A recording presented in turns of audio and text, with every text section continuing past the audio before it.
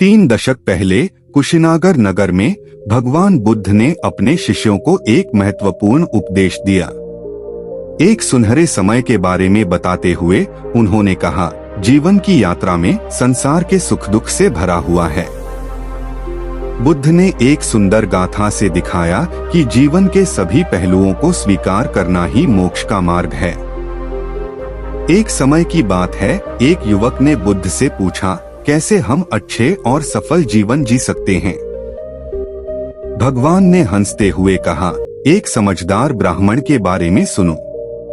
उसे एक अच्छा सा गृहस्थ ढूंढना था, लेकिन एक दिन उसे एक गरीब व्यक्ति ने दिखाया कि सुख और संघर्ष का सफर हमें सीखने को मिलता है। उसने फिर बताया, ब्राह्मण ने गरीब के साथ अपने जीवन को साझा किया और देखा कि सहजता में ही असली सुख है।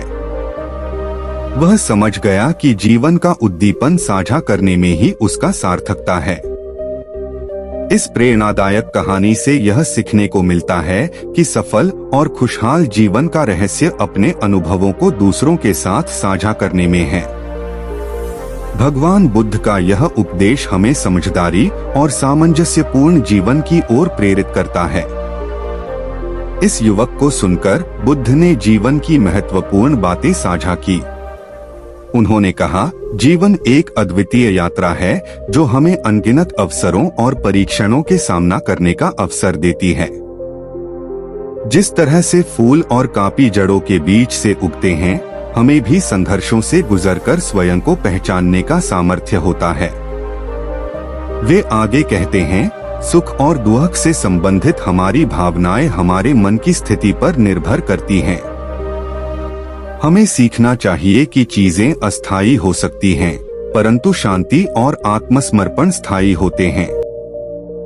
उन्होंने जीवन को सभी के साथ मिलकर बिताने की महत्वपूर्णता को बताते हुए कहा, जब हम दूसरों के सहयोग और साथीपना में बढ़ते हैं तो हमारा जीवन विशेष बनता है। एक दूसरे का साथ देकर हम सभी मिलकर समृद्धि और खुशियों की ओर बढ़ सकते हैं। इस रूप में भगवान बुद्ध का उपदेश हमें जीवन के सभी पहलुओं को समझने और सहजता में खोजने की महत्वपूर्णता को सिखाता है।